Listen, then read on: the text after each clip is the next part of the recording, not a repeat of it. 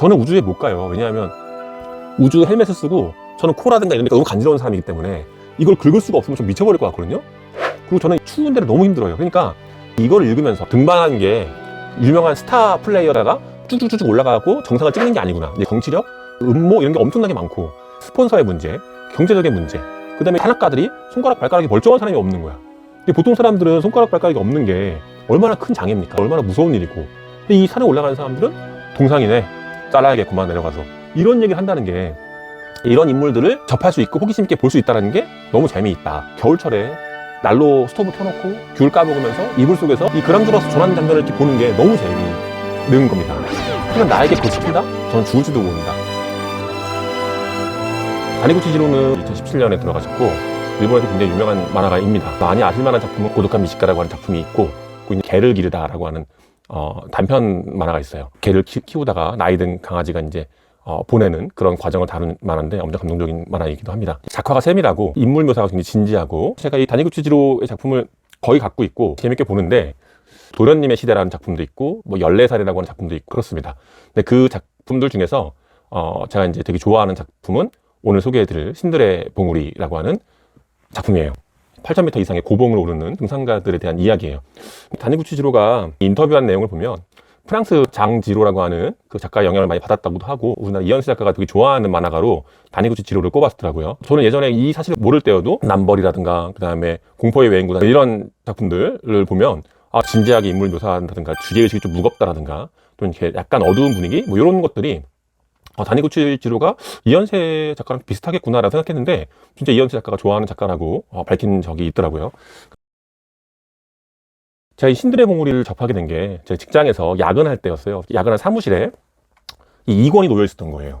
신들의 봉우리 2권이 이게 우연히 그게 그 사무실 담당 직원이 놓았던 것 같기도 한데, 제가 이거를 밤에 이제 일 맞춰놓고 무료하니까 열어본 거예요. 그러니까 앞에 1권도 모르고 이야기가 어디서 시작됐는지도 모르고 중간부터 보게 된 건데, 등반과의 어떤 공포심이라든가 위기를 극복하고자 하는 의지라든가 이게 잘 나와 있어서 너무 빠져들게 본 거예요. 시간 가는지 모르게 2권을 보게 된 거죠. 그래서 이게 어떻게 된 건지 해서 이제 알아보게 된 거고, 여기 5권짜리의 만화이구나. 그래서 1권부터 이제 구입을 해서 천천히 이제 보게 됐는데, 너무 재밌게 본 만화입니다. 삶이 좀 나태하다, 내가 스스로 게으르지 않나, 무기력하지 않나 이럴 때 꺼내보는 만화책이에요. 왜냐하면 그렇게 사는 사람에 대해서 어떤 죽비를 때리듯이 그렇게 살면 안 된다 이런 것들을 보여주는 만화거든요. 이 신들의 봉우리가 추천한 정치인이 있어요. 한겨레 신문의 2016년 7월자 기사인데, 유력 정치인들이 서로 책을 추천해주는 그런 코너가 있더라고요. 그 당시 박원순 시장이 이 신들의 봉우리를 유승민 의원이 추천했더라고요. 유승민 의원이 배신자 프레임에 그게 쓰여서 고립되어 있고 굉장히 힘든 상태였었는데, 이 신들의 봉우리가 답이 될 수 있을 것 같다고 하면서 추천했다고 합니다. 위기 상황을 극복하고 자신의 삶을 개척해 나가는 의지를 북돋아주려는 의도가 아니었을까. 저는 유승민 의원이 이거를 신들의 봉우리를 읽었다면 위로가 됐을 것 같아요. 이게 실제 사건과 작가의 픽션을 섞었어요. 그러니까 초반에 이제 맥커핀으로 작용할 수도 있는데, 1924년 조지 멜러리라고 하는 등반가, 산은 왜 오르냐, 그때 산이 거기 있으니까, 이런 당연한 대답을 해서 유명해졌던 등반가예요. 이 사람과 어빈이라는 사람이 2명이서 자일 파트너가 돼서 에베레스트를 처음으로 이제 정복을 하려고 올라간 거죠. 밑에서 이제 캠프에서 보면 정상 올라가는 그 능선이 보입니다. 그럼 망원경 같은 걸 보면 이제 올라간단 말이죠. 2명이. 오델이라고 하는 사람이 그걸 목격했는데 구름이 가려지면서 사라지게 돼요. 그리고 나서 베이스 캠프로 그 2사람이 못 내려오게 된 거죠.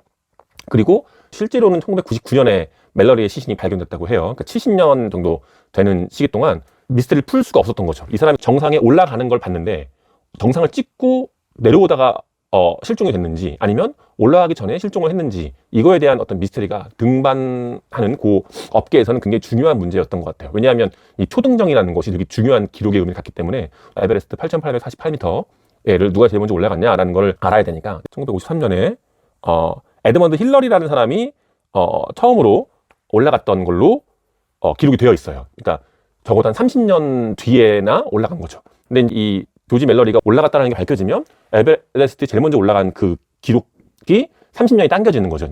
둘 다 뭐 영국 사람이긴 한데, 이런 거에 대한 비밀을 처음에 작품이 시작되면서 나와요. 후카마츠라고 하는 인물이 네팔의 어떤 골동품점에서 이 코닥 포켓 카메라를 구매하게 되죠. 이 카메라가 근데 조지 멜러리가 갖고 갔던 카메라랑 같은 기종인 거예요. 이 카메라가 왜 여기 나와 있을까? 이 안에 어떤 필름이 있거나 이러면은 멜러리가 실제로 등반했는지 못했는지를 알게 되는 거란 말이죠. 이 후카마치는 사진 기자이기도 한데 내가 큰 특종을 터뜨릴 수 있겠다라는 생각에 골동품점에게 이거 도대체 누가 여기다 팔았냐, 누가 준 거냐라는 걸 이제 물어보게 되고 이걸 추적하게 되는 거죠. 그런 과정에서 일본에서 예전에 사라진 굉장히 유명했던 등반가였는데 이제는 종적을 찾을 수 없는 하부조지라는 사람을 발견했지만 사라지게 돼요.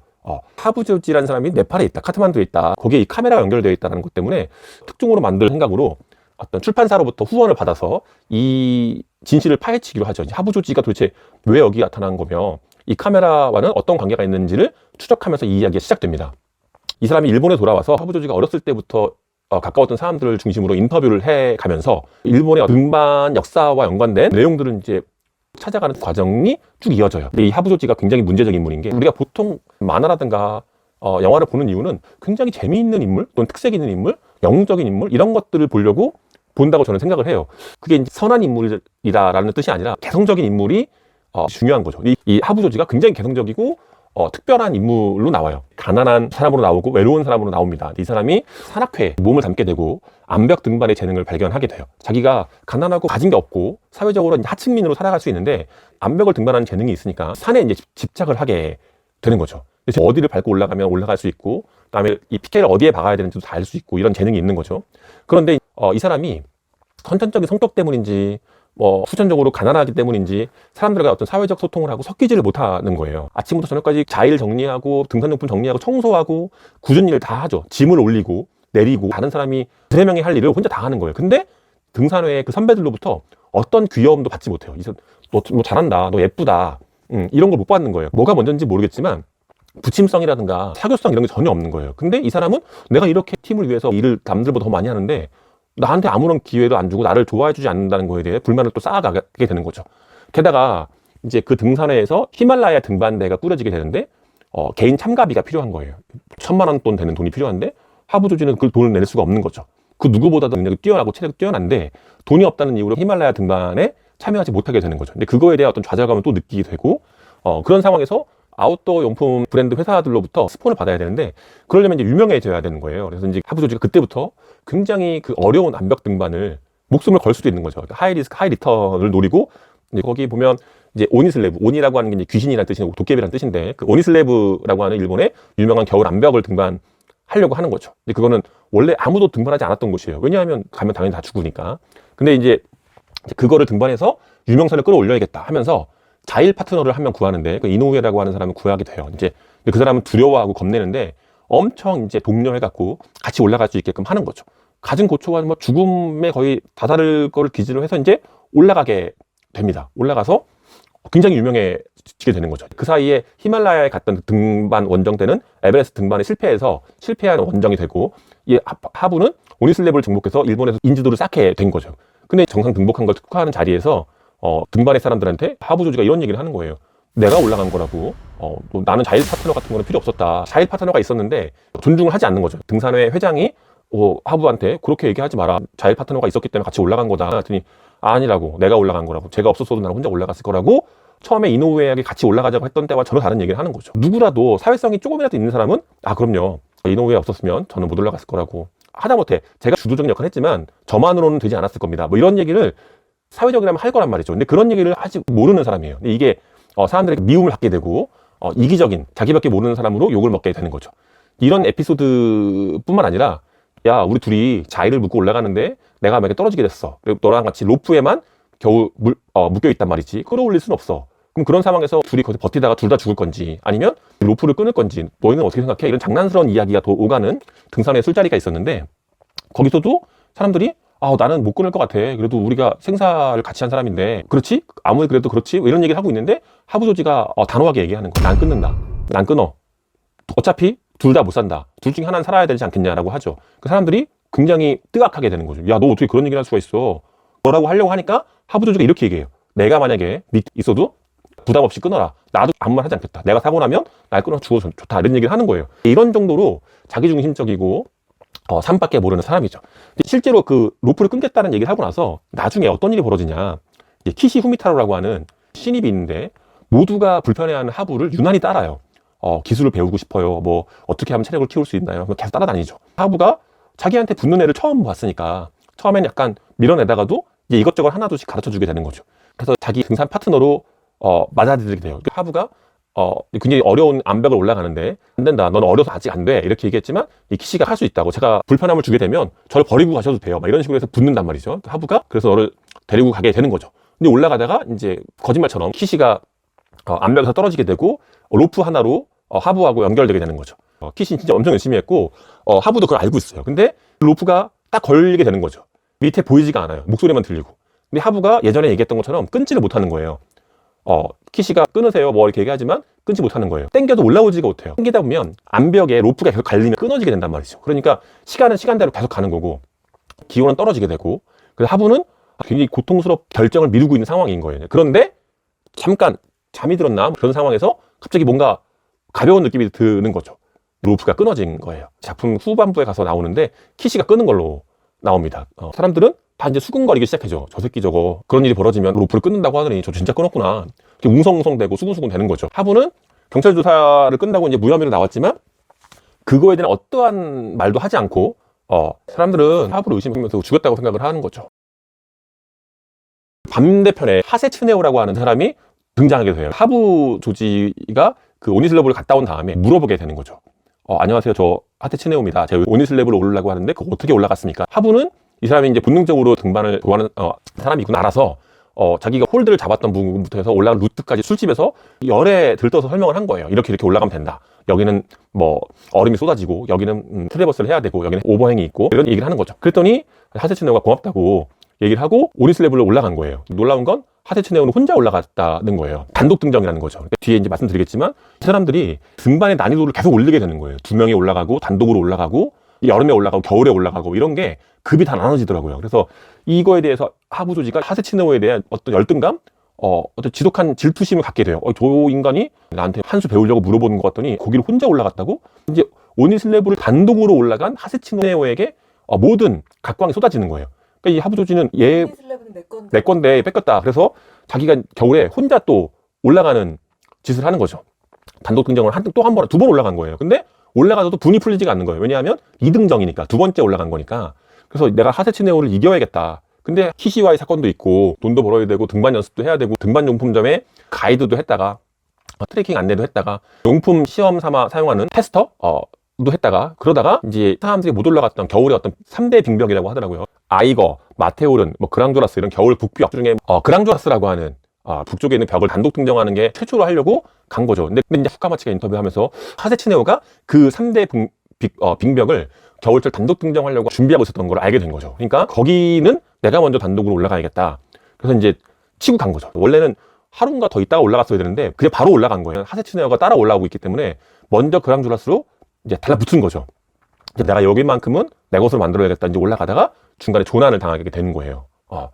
조난 당한 이유도 하세츠네오가 나중에 그런 얘기예요. 여기서 이쪽으로 올라가면 됐을 텐데 하부 조지는 저쪽으로 올라갔구나. 거기가 되게 위험한 쪽인데 위험한 쪽으로 본능적으로 그 팔을 뻗은 거죠. 근데 그러다가 미끄러져서 이제 떨어지게 된 거예요. 자기의 짐이라든가 텐트 같은 게 놓여 있는 곳으로부터 아래쪽 25m 떨어진 쪽으로 로프가 대롱대롱 매달리게 된 거죠. 등반하다 떨어질 때 이게 목숨이 살아있는 게 문제가 아니라 골절 막 일어나고 암벽에 머리 부딪혀서 이제 출혈도 많이 일어나고 정신을 잃는 거예요. 갈비뼈 늑골도 부러지고 장갑도 벗어지게 되고 그러면 영하 3, 40도 되는 곳이니까 이 손가락 끝 마디 같은 게 얼어서 동상이 걸리게 되는 거죠. 도구 다 떨어지고 이런 상황에서 하부 조지가 그 정신을 차린 거예요. 나 이제 죽는구나. 죽었으면 좋았겠다. 내가 여기 있는 걸 아는 사람도 없고 구해줄 수 없을 거고 일단은 위에 그 테라스라고 약간 빠져나온 곳에 거기까지 올라가야겠다라고 생각을 하는 거예요. 근데 오른손인가 왼손만 살아남은 거죠. 그래서 프루징 매듭인가? 그래서 이제 올라가는 거예요. 한 손으로만 그 25m는 이제 올라가는 거죠.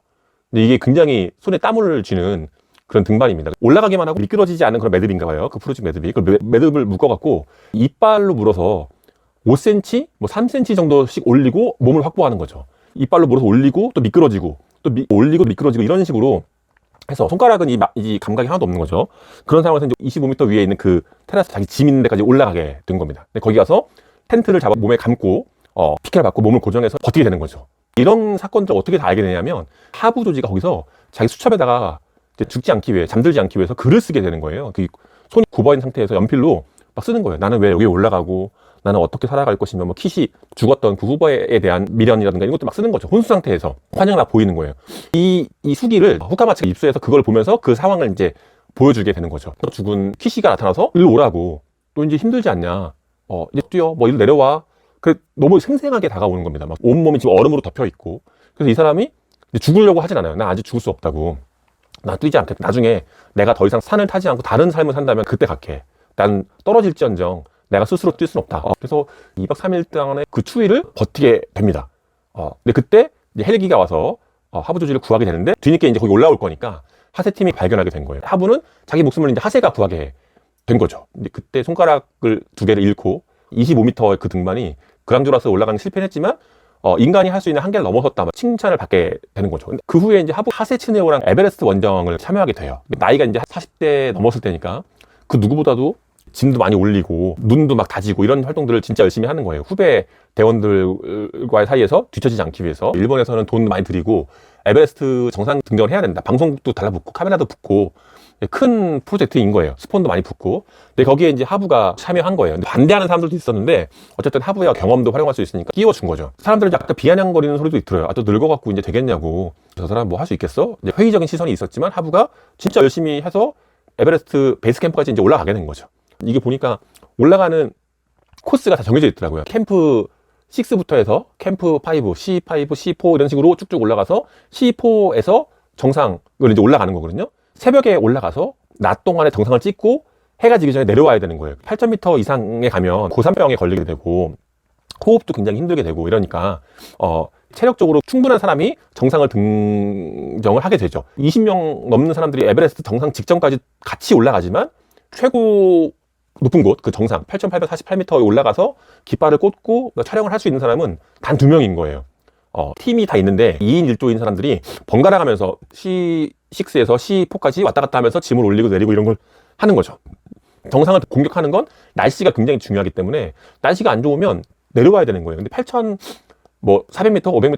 500m에서는 하루 이상 있을 수가 없는 거죠. 왜냐하면 그 밑에 내려와야 산소를 확보하고 사람이 살 수 있는 거예요. 그러니까 날씨가 좋고 그럴 때 정상 바로 밑에 있는 그 캠프에서 갓 올라갔을 때 체력적으로 컨디션이 제일 좋은 그 팀만 정상 공격을 할 수가 있는 거죠. 근데 공교롭게도 이제 하부 조지가 이제 바로 직전까지 정상 200m 직전 10호에 올라가게 된 거죠. 이제 올라갈 것이냐 말 것이냐 하고 있는데 날씨가 굉장히 안 좋고 막 이런 상황이에요. 어쨌든 이제 누가 올라갈 것이냐를 정해야 되는 상황인 거죠. 등반 대장이 누구보다도 하부 조지에 대해서 잘 아는 사람이 성격이 외골수고 산밖에 모르는 사람이다. 그런데 지금 하부 조지를 올리면 날씨가 안 좋기 때문에 등정하기가 불가능하게 되는 거예요. 그렇다고 해서 내가 하부 조지를 정상 공격을 하게끔 해주겠다 이런 얘기를 할 수가 없는 거죠. 왜냐하면 전부 베테랑 팀원들이기 때문에 누구를 편애할 수가 없는 거예요. 그래서 아주 조심스럽게 무전을 치게 되는 거죠. 사람들 모두가 들을 수 있어요. 그 무전을. 그러니까 첫 번째 정상 공격은 다른 조가 한다. 하부 조지는 일단 밑으로 내려온다. 이렇게 얘기를 한 거예요. 이 사람이 판단했을 때 지금 올라가서 정상을 공격할 수가 없어요. 날씨가 안 좋고 올라갈 수 없기 때문에 지금 올라가는 조는 다시 내려오고 다음번에 올라가는 사람이 정상을 등정할 수가 있단 말이죠. 그러니까 이 사람 입장에서는 하부 조지를 내렸다가 체력을 회복해서 다시 정상 공격을 할 수 있게끔 하려고 그런 멘트를 이제 한 거예요. 되게 이제 재밌는 장면인데 그 대장의 제안, 하부 조지 조는 내려오고 다른 조가 정상 공격을 첫 번째로 시도한다. 이거는 하부 조지를 배려하는 거구나. 이 사람을 어떻게 올리려고 하는 거구나를 모두가 알고 있어요. 첫 번째 정상 공격을 하라고 했던 그 멤버 2명은 실망한 표정에 무력해요. 우리는 할 수가 없겠구나. 이거는 죄를 일부러 밀어주는 거구나 생각을 하게 되는 거죠. 근데 이거를 듣는 순간 하부 조지가 제가 정상 공격을 지금 할 수 없으면 저는 이 등반을 할 필요 없다. 내려가겠다고 선언하는 거죠. 대장이 미친 거 아닌가? 왜 내려가려고 그러냐? 저는 지금 공격하는 게 아니면 의미가 없습니다라고 등반을 포기하고 내려와요. 이게 사회적 대화 능력, 어떤 맥락? 이거를 파악하지 못하는 걸 수도 있고 그런 식의 편법, 나를 위한 배려 이런 것들은 나는 받아들일 수 없다. 뭐 이런 식의 것도 되는 것 같아요. 나는 지금 날씨가 안 좋더라도 갈 수 있다고. 나를 못 믿어? 그러면서 포기하고 내려오게 되는 거죠. 이 사건 이후로 하부 조지가 일본 등산계에서 사라지게 됩니다. 그런 상황에서 대비되는 건 정상 등록을 여기 되게 어려운 코스고 평범한 코스로 올라가는 방법이 있거든요. 평범 코스로 올라가는 쪽도 팀을 나누자고 얘기를 해요. 나누는데 이제 하세치네오는 그걸 받아들이는 거죠.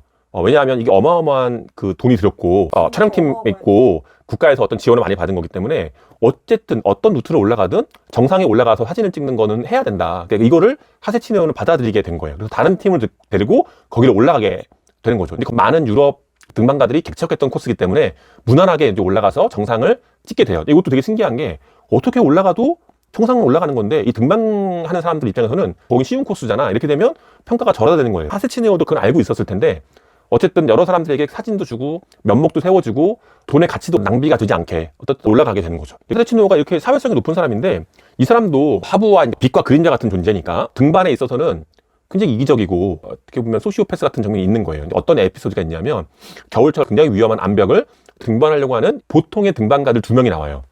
기초부터 훈련하고 고소 적응 훈련도 하고 체력도 기르고 우리도 할 수 있다 생각을 해서 둘이서 이제 자의를 묻고 로프를 메고 또 위치를 확보하면서 조금씩 올라가려고 하는 그런 인물들이 나오죠.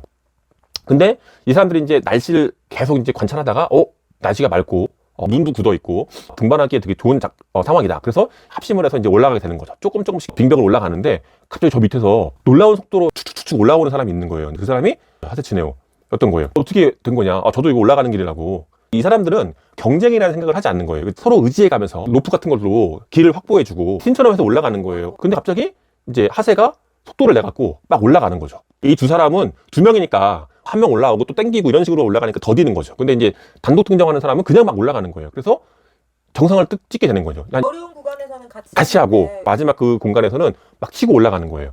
이 사람들은 별다른 생각이 없었던 것 같아. 아마추어 등반가들인데 둘이서 그걸 해냈으니까 엄청 기뻐하고 있는데 하세치네오가 이제 밑에 이제 그 베이스 캠프 같아서 만났는데 2등정 축하해요 이렇게 얘기를 하는 거죠. 그러니까 그 인터뷰를 하는 사람이 하세치네오에 대한 어떤 미움이 굉장히 오랜 세월 동안 갖고 있었던 거예요. 그러니까 하세도 일반 등산계가 굉장히 추앙하는 사회성이 높은 사람이긴 한데 하부와 똑같은 사람인 거였던 거죠. 이렇게 해서 하세가 일본의 등산계의 최고의 스타가 됐는데 이것도 이제 작가의 의도일 수도 있겠지만 굉장히 허무하게 죽게 되는 거예요. 이제 우리가 에베레스트를 보통 최고 높이라고 얘기하지만 등반 난이도로 봤을 때는 가장 어려운 곳이 K2라고 하는 곳이래요. 거기 8,600m 정도 되는 파키스탄 쪽에 있는 봉우리인데 거기를 하세가 이제 등반하러 간 거죠.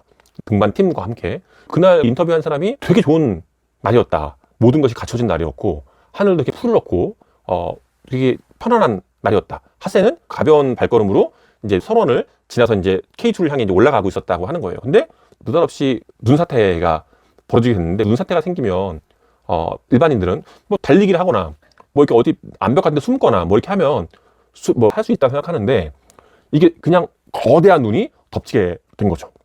그래서 며칠 만에 하세를 발견하게 된 거잖아요. 등반이라고 하는 게 허무한 죽음이 있다라는 것도 굉장히 보여줘서 이제 일본 등산계의 하부와 하세의 시대, 그 둘이서 양대 산맥을 갖고 있던 시대가 마무리가 되게 된 거죠. 하부는 연락이 없고 어떻게 되어 있는지 알 수가 없는 상황에서 네팔 카트만두에서 10수년 만에 발견이 된 거였던 거예요. 후카마치가 하부 조지를 만나게 됩니다. 하부가 사라졌던 그 기간 동안에 했던 일이 뭐냐. 이 작품의 마지막을 장식하는 건데 에베레스트, 겨울, 남서벽, 무산소, 단독 등정. 그러니까 에베레스트를 올라가도 봄, 여름에 몬순 기울에 올라가는 건 의미가 없는 거예요. 겨울에 올라가야 되고 동서남북벽 중에 남서벽은 그동안에 정복한 사람이 없다는 거죠. 남서벽에 대부분은 산소를 쓴다는 거예요. 무산소로 올라간 거는 라이놀트 메스넌가라는 사람이 68년인가 막 무산소긴 하지만 남서벽이 아닌 거예요. 그래서 에베레스트 등정 때 자기의 구해줬던 이제 앙체링이라고 하는 셰르파와 함께 살면서 앙체링의 딸과 자녀도 있고 여권도 만료됐기 때문에 불법 체류인 거예요. 거기서 뭐 하냐? 그 에베레스트의 모든 구석구석을 다 파악해서 바위 하나, 뭐 계곡 하나, 크레바스 하나 모든 걸 파악해서 아무도 올라가지 못했던 겨울철, 에베레스트, 남서벽, 무산소, 단독 등정이라고 하는 목표를 세우고 그거를 하려고 수년간 네팔에서 노력을 했던 거예요. 하부가 나이가 50대 다 된 걸로 나오는 거죠. 손가락도 없는 상황이고 그 와중에서 에베레스트 티베트 쪽으로 올라갔다가 길을 잃고 내려오다가 조지 멜러리의 시신을 발견하게 된 거죠. 하부가 거기서 카메라 갖게 된 거고 그 카메라가 절도라든가 뭐 이런 걸 통해서 작물로 골동품전에 갔고 그게 후카마치의 손에 들어갔고 일이 이제 시작된 거예요. 이 후카마치가 이 카메라가 조지 멜러리 건지를 항상 궁금해하니까 이제 하부 조지가 알려주게 되는 거죠. 내가 구한 거라고. 조지 멜러리 카메라가 왔다. 근데 이게 얼마나 중요한 건지 아냐. 후카마치 얘기를 해요. 필름이 있었냐? 근데 필름은 없었다. 필름이 있었으면 조지 멜러리가 정상에 올라가서 사진을 찍었는지 밝혀지면 이건 세계 등반사에서 되게 중요한 기록이다. 53년에서 24년으로 당겨지는 거니까. 이런 얘기 하니까 하부 조지가 가짠타는 듯이 나에게 그런 건 의미가 없다고 얘기를 해요. 어쨌든 조지 멜러리는 생활하지 못한 거 아니에요. 돌아오지 못한 거였는데 정상을 찍었는지 안 찍었는지가 뭐가 중요하냐고. 돌아오지 못했으면 그냥 산에서 쓰레기가 되는 거라고. 돌아오는 게 되게 중요하다. 돌아오지 못하면 그냥 쓰레기일 뿐이다. 하지만 나는 돌아올 거다. 후카마치가 이제 그 하부조지를 관찰하면서 뜨거운 열정, 의지 같은 게 막 올라가는 거예요. 이 후카마치도 연애의 실패, 사람의 배신, 뭐 다른 사람의 어떤 죽음, 무기력한 일상, 사진작가로서의 업계에서 자기 위상 같은 것들이 지지부진하니까 굉장히 우울함과 이런 걸 시달리고 있었는데, 하부조지라고 하는 이 인물에 동화돼서 나도 체력을 키워갖고 정상 올라가 보고 싶다라는 생각을 하게 돼서 이제 하부조지에게 자기가 따라가겠다 얘기를 하죠. 대신 나한테 무슨 일이 생기거나 이러면은 신경 쓰지 마라. 나는 묵묵히 당신을 사진을 찍겠다. 근데 하부조지가 숨어 다니는 이유가 여권이 말소됐기 때문에 무비자 불법 체류인 거예요. 그리고 더 이상 무산소 등반 이런 것들은 이제 허가가 안 되는 거예요. 위험하기 때문에 네팔에서 허락을 못 해주는 거예요. 하부조지라고 하는 애가 이 겨울철 무산소 단독 등정이라는 거 하려고 하는 게 밝혀지면 막히는 거죠. 네가 이 비밀만 지켜주면 따라와도 좋다.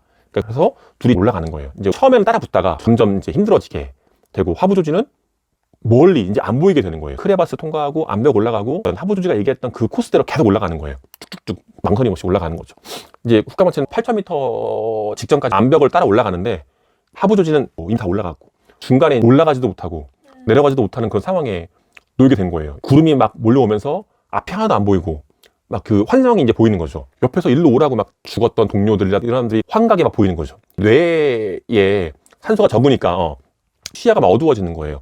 눈이 막 들어치고 손, 발 감각이 없고 동상이 이제 오는 거죠. 이대로 죽는구나. 정신을 이제 잃는, 자기를 이제 쳐갖고 빌레이라고 하나? 자기를 확보하기 위한 거 해놓고 겨우 버티고 있는 거죠.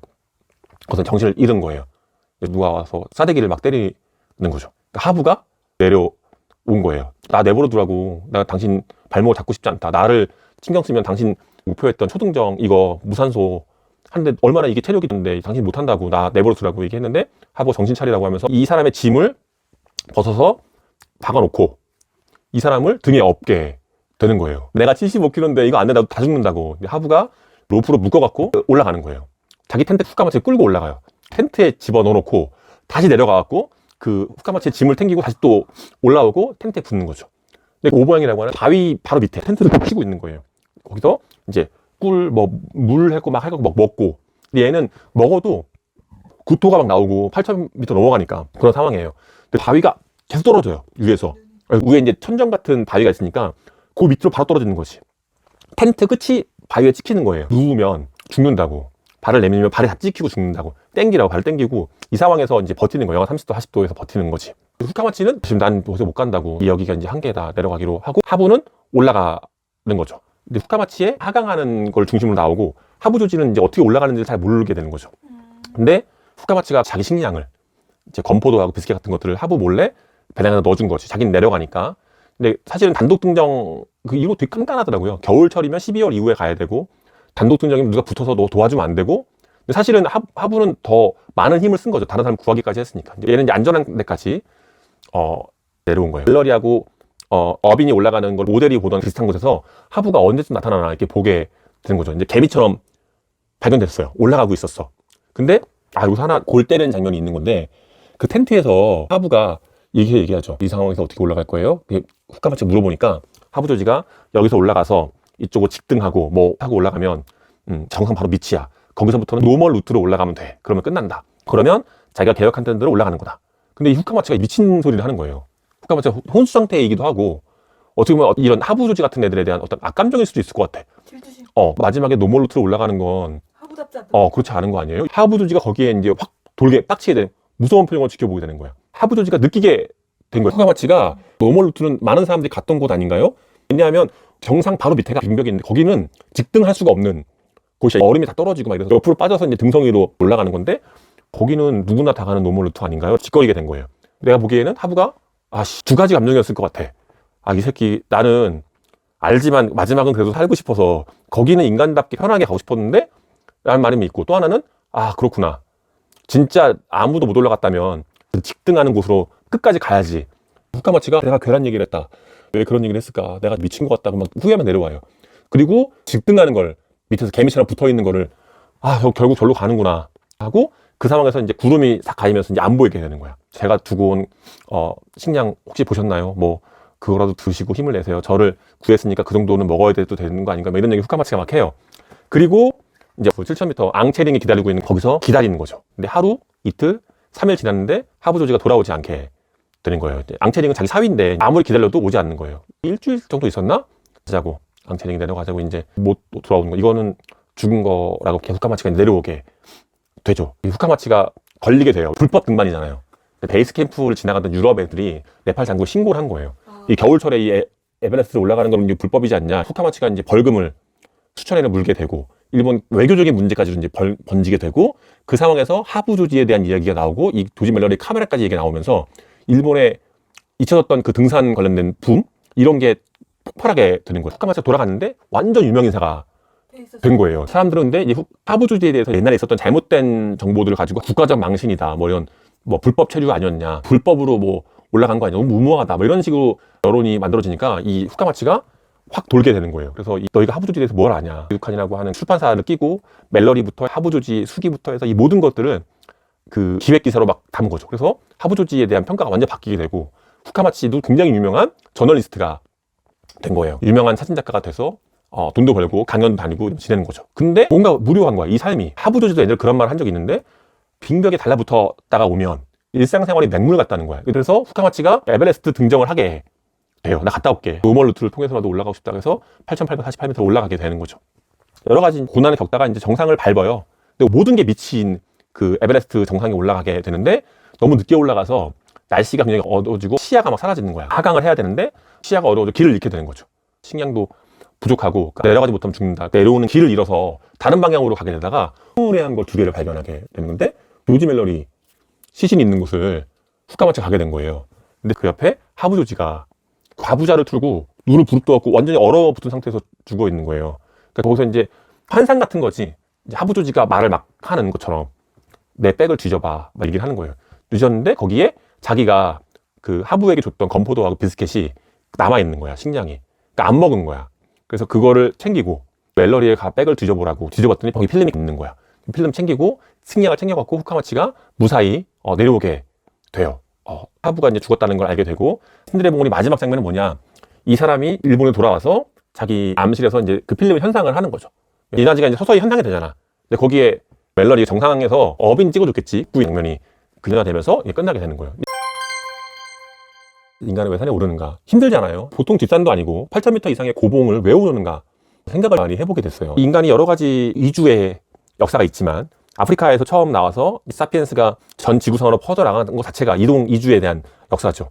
15세기 대항해 시대 때도 마젤란이라든가 콜럼버스라든가 이런 사람들이 새로운 땅을 끊임없이 발견하려고 간 거죠. 근데 그 사이에서 뭐 많이 죽기도 하고 그 다음에는 높은 땅을 향해 가는 거예요. 1953년에 에드먼드 힐러리라는 사람이 결국 지구에서 가장 높은 곳 8,848m의 정상에 이제 올라가게 된 거죠. 인간은 3,000m, 4,000m만 올라가도 고산병에 걸려서 살 수가 없어요. 살 수가 없는 곳이 8,000m 이상은.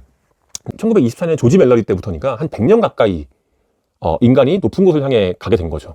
우리나라에서 첫 번째로 에베레스트 정상에 올라간 사람은 고상돈이라는 사람이더라고요. 알아. 들어봤지? 고상돈. 1977년이더라고요. 이게 놀라운 게 세계 8번째래요. 그 후로도 우리나라에서도 높은 곳으로 올라가는 사람들이 계속 나왔어요. 이제 우리나라에서는 박영석 대장이 1993년에 에베레스트 무산소 등정을 한 거예요. 93년에. 물론 하부조지가 했던 것과는 다른 루트겠지만 뭐 그런 걸 한 거예요. 8,000m 넘는 14개의 봉을 다 올라갔고. 그리고 박영석이 등정주의가 아니래요. 등로주의. 새로운 루트를 개발하는 걸 되게 중요하게 생각했던 산악가라고 하더라고요. 이분도 2011년에 안나푸르나에서 죽었단 말이죠. 우리나라가 2000년대 초까지만 해도 이 높은 땅 올라가는 거를 계속 한 거죠. 근데 왜 올라가냐? 인간의 기본적인 욕망. 내가 모르는 것이 없어야 한다. 새로운 것을 알아야 한다라고 하는 욕망. 게다가 자본주의가 이제 발달하면서 아웃도어 회사들의 마케팅, 돈이 되는 것이니까 욕망, 유명세, 그걸로 인해 돈을 또 벌고 스폰서를 받고 이런 것들이 사람들의 경쟁을 부추기지 않았을까. 하부조지와 관련된 얘기이기도 하지만 인간이 뭐에 꽂히는 거 있잖아요. 뭐에 꽂히는 거는 각인 효과 같은 거가 있지 않을까. 그 당시에 가난한 사람들이 복싱에 꽂히는 사람도 있고 등산에 꽂히는 사람도 있고 뭐 영화에 꽂히는 사람도 있고 고시에 꽂히는 사람도 있고 뭔가를 했는데 나에게 재능이 있는 것 같다. 그럼 그것밖에 모르게 되는 거죠. 그거에 도전을 하고 목적을 이루고 유명세를 얻고 돈을 벌고 이런 것들이 20세기에 큰 시장이 아니었을까라는 생각이 들어요. 그런 의미에서 1924년에 그 조지 멜러리가 산이 거기에서 오른다라고 하는 거는 자본주의가 어떤 태동할 때 그 무렵에는 약간 낭만적인 말이 될 수 있었겠다. 50년대, 60년대 이후로 통신도 발달하고 교통이 발달하기 시작했을 때 지구적인 세계화가 됐을 때는 이 욕망과 유명세를 얻는 게 굉장히 큰 자본이 될 수 있기 때문에 대기업이라든가 이런 사람들이 붙어서 경쟁이 이루어지지 않았을까라는 생각이 듭니다. 산이 거기 있어 오른다. 그게 돈과 붙으면서 어떤 시너지 효과를 낸 것이 아닌가. 어마어마하게 자본이 붙은 거죠. 근데 이게 저는 이제 어떤 느낌이 드냐면 잔치는 끝났다는 거예요. 이제 더 이상 2010년대 이후로는 새로운 방법으로 올라가는 거는 나오지 않고 기사도 없고 아웃도어 용품에서도 스타 등반가 같은 것들은 없는 것 같아요. 게다가 2008년도쯤에 K2 그 등반 큰 사고가 나서 우리나라에서도 굉장히 많은 등반가가 사망하는 그런 사건도 있었기 때문에 이게 목숨을 잃어가면서까지 이런 일을 하는 일은 없는 것 같아요. 그리고 지금 에베레스트는 일반 등산가도 다 올라가고 너무나 많은 사람들이 올라갔기 때문에 거기 완전 쓰레기 천지라는 거예요. 하부조지가 올라갔을 때와는 완전 다른 시기가 된 거죠. 이 잔치는 끝났다. 그럼에도 불구하고 이 책을 읽는 이유는 자기 마음속에 있는 열정이라든가 어떤 의지, 원시적인 힘 같은 것들을 불태우게 되는 거죠. 아, 그만 하고 싶다. 난 나태하게 게으르게 나 아무것도 안 하고 싶고 그냥 이대로 누워있고 싶다. 이런 자신의 어떤 욕망을 없애고 다시 의지를 갖고 생명에 대한 의지, 살아남겠다는 의지, 로프를 이빨로 물어뜯고 올라가려고 하는 의지, 이런 것들을 갖게 만들어주는 그런 작품이 아닌가. 그런 얘기는 나와요. 내가 걸을 수 없다면 기어간다. 기어갈 수 없다면 손으로 간다. 손이 없으면 발가락으로 간다. 안 되면 난 생각으로 간다. 뭐 이런 식으로 가는 거예요. 하부조지가 볼 때 이 자본주의에 편안하게 사는 인간들은 야성을 잃어버린 존재라고 생각하는 거죠. 동물원에 있는 늑대 같은 산시장 아웃도어 시장이 끝났다는 거지. 이게 사실 그 기제가 똑같은 거거든요. 이게 도달할 수 없는 것들을 목표를 추구하는 자신을 가열차게 몰아세우고 극복해 나가는 그런 과정들. 삶 자체가 힘들고 지칠 때 새로운 의지를 불러일으키는 작품인 것만은 분명한 것 같습니다. 네. 원래 뇌가 굉장히 게으르기 때문에 이런 컨텐츠들을 계속 봐줘야지만 움직이게 되는 거죠. 그렇죠. 두 번째, 또 인간의 사회성과 사회적 지능 같은 것들은 굉장히 중요하다라고 하는 생각을 또 갖게 됐어요. 사람들과 협력해서 내가 원하는 걸 얻기 위해서는 저 사람이 원하는 걸 들어줘야 되고 나의 이익을 크게 해치지 않는다면 서로 협력할 수 있어야 되고 그 다음에 겸손한 말, 입에 발린 말, 친절함 이런 것들도 해줘야 협력이 가능하고 목표를 하는 걸 이룰 수 있지 않을까. 내 맘대로 할 거야. 이거 내 능력이야. 이렇게 얘기하는 거는 예전에 어렸을 때는 뭔가 이게 멋져 보이기도 하고 간지난다고 생각하지만 약간 실패한 사람 같고 부정의 산물이 아닌가 이런 생각을 좀 하게 됐어요. 하부조지는 대단하다. 저 사람 좀 진념이 강하구나 생각하지만 저 같은 캐릭터가 하부조지 옆에 자일 파트너가 돼서 올라갔는데 우리 둘이 힘내서 했네. 무슨 소리 하는 거 이거 내가 한 건데 이런 얘기하면 저는 그 길로 손절이 끝이에요. 미친놈이 아닌가. 정직성과 친화성이라고 하잖아. 친화성이 극대화된 사람들, 그러니까 굉장히 사교적이고 친화적인 것을 중시한 사람들은 거짓말을 많이 한 사람으로 그쵸. 되고 극단적으로 정직성이 너무나 강한 사람은 똑바른 말만 하니까 사람들이 다 떨어져 나가고 그쵸. 고립되고 외로운 존재가 되는 거잖아. 당신은 당신이 생각할 때 친화성과 정직성의 비율이 어느 정도인 것 같아? 한 7대3? 친화성이 7? 아니요. 정직성이 그렇죠. 7? 저는 정직성 쪽에 가깝고 저도 외톨이 거짓말이면 친화적인 목적이 있더라도 하지 않는구나. 예, 웬만하면 하지 않죠. 정직성이 되게 높았다가 나이 들어서 조금씩 줄어드는 것 같아요. 내가 하기 싫은 것도 받고 하고 싶지 않은 말도 하고 근데 이제 그런 것들이 너무 힘드니까 그런 상황 자체를 피하게 되는 거죠. 사람들 많은 곳에 가면 그런 얘기를 해줘야 한단 말이죠. 그럼에도 불구하고 하부조지의 캐릭터가 뭐 연민을 느꼈다던가 아니면 매력적으로 다가왔던 포인트는? 나는 내 스스로 떨어져 죽지 않는다. 내가 추락할 수는 있어도 내 스스로 나 삶을 포기하지 않을 거야. 키시 조금만 기다려줘. 나는 내 스스로 추락할 수는 없어. 이런 것들 그러니까 생명을 끝까지 지키려고 하는 거죠. 그러니까 하다 안 돼서 외부적인 조건에 의해서 죽는다. 그렇다면 모르겠지만 내 스스로 이걸 포기할 수는 없다. 이런 캐릭터 마지막에 막 눈을 부릅뜨고 주고 있는 거예요. 이런 것들이 굉장히 매력적이다. 핸디캡이 있는 인간의 한계를 넘어서려고 하는 애씀, 몸부림. 예, 자일에 매달려갖고 살려고 하는 사람은 괜찮은데 늘어지는 사람 있잖아요. 나 몰라. 이렇게 하면 진짜 힘들어요. 맞아. 그 의지와 생명력을 보여주는 것 자체가 아름답다. 아, 그게 아름다운 것 참. 느끼는 때가 있더라. 예, 옆에서 너무 애쓰지 마. 너 할 만큼 했어. 그렇게 반려동물들은 보내줘야 한다면서. 그래야 된대. 그래야 간대. 그러니까 그렇게 옆에서 해줄지언정 나 스스로 난 그냥 죽을래. 나 그냥 그만할래. 그렇게 하는 거는 좀 힘들다. 그런 면에서 저는 하부조지가 그렇네. 하부조지는 성격이 친화성이 없어서 없지만 일도 엄청 해요. 예, 엄청 하죠. 사실은 되게 눈물 나는 사람. 눈물 나는 사람이에요. 근데 끝까지 하려고 했고 그렇게 하는 거죠. 그래서 그런 게 옆에 사람까지도 나는 전염시키는 것이 아닌가. 후카마치 같은 나약하고 무기력한 그런 사람들에게 의지를 주는 니체의 초인, 위버맨시 이런 거의 개념을 많이 생각나게 하는 인물이에요. 자기가 불러들인 재앙을 어쨌든 자기가 다 해결하고 손가락은 날아가더라도 해결하고 내가 뭐 질투심과 경쟁심 때문에 무리한 짓을 했다가 조난당했는데 그래도 난 살아나는 것이 이제 그런 것들이 감동적이다, 매력적이다. 강렬한 자극 이런 것들은 되게 위험할 수 있다라는 생각이 저는 든 거예요. 얼마나 이 짜릿하겠습니까? 정상에 올라갔을 때 위기 상황에서 암벽을 돌파해서 내가 몸을 확보해서 살았을 때 그때 뿜어져 나오는 도파민들 이런 것들을 일상생활을 하면서 맛볼 수가 없잖아요. 그래서 하부조지가 얘기했던 일상은 미지근한 맹물에 불과해. 내가 할 수 있는 건 거기밖에 없다고.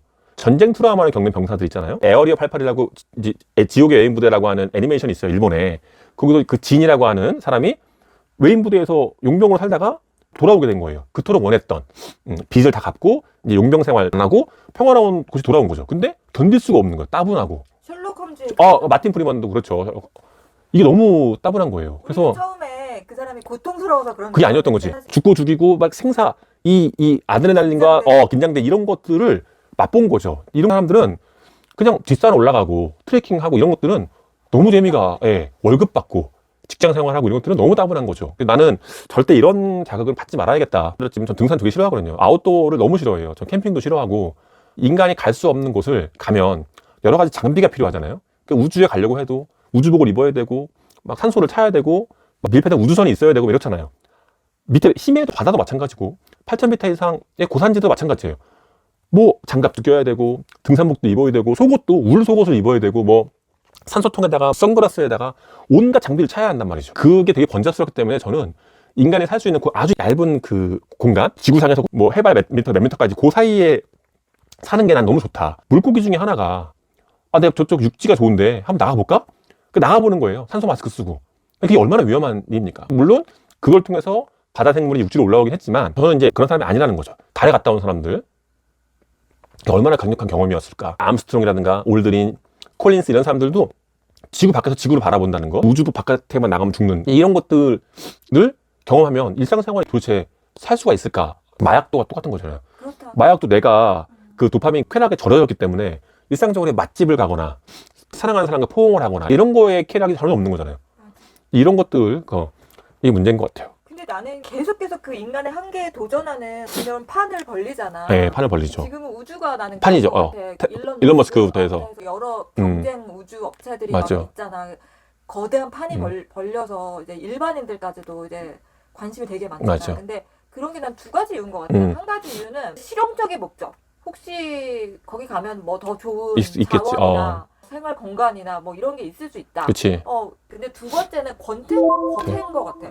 사람들이 되게 권태로워하니까 권태로운 사람들을 확 집중시켜가지고 막 도전하게 만들고 삶에 의욕이 생기게 만들고 움직이게 만들고 이렇게 조정하기 위한 맞아요. 그런 게 있지 않을까? 운동 경기 같은 것도 라이벌을 만들고 더 도전하게 하고 더 도전하게 하고 막 그런 게 있잖아.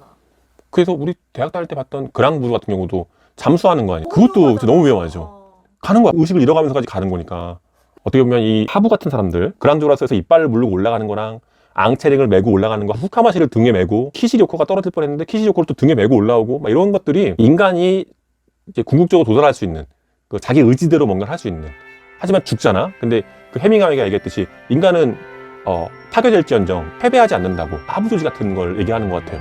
파괴된 거지. 죽었어. 하지만 패배한 건 아니다. 해밍웨이 정신 이런 거에 매료되는 사람들이 있는 거죠. 미지의 세계에 대한 정복력 이런 게 인간의 진짜 기본 고유의 속성일까? 그런 걸 수도 있겠다. 물질적인 거를 추구하는 사람들은 그 땅을 정복한다던가 산 봉우리를 정복한다던가 바닷속으로 들어간다던가 우주로 간다거나 그럴 수 있는데 당신이랑 나 같은 경우는 추상적인 정복력이 있잖아. 그쵸. 새로운 학문에 대해서 알고 싶어하고 새로운 개념 무슨 뭘까? 개념이야? 그게 뭐야? 이렇게 그렇죠. 계속 알려고 하는 거지. 같은 기제일 수 있는 우리가 읽었던 그 매니악에 나오는 그런 인물들. 인공지능 그 폰노이먼 같은 경우도 컴퓨터를 계속 만드는 거지. 가보자지. 맞아요. 이게 그쵸. 땅 정복하고 새로운 거 위험한 거 가는 거는 이제 하나의 장이 끝났고 새로운 이제 우주의 시대가 열렸었고.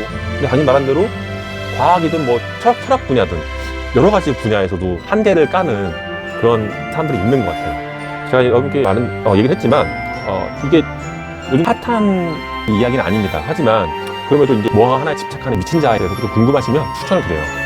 무기력한 자기 자신을 고양시키고 싶다면 신들의 몽우리를 꼭 읽어보시면 좋겠다. 구독이나 좋아요 둘 중에 하나 부탁드립니다. 지금까지 김모로였습니다, 여러분. 안녕.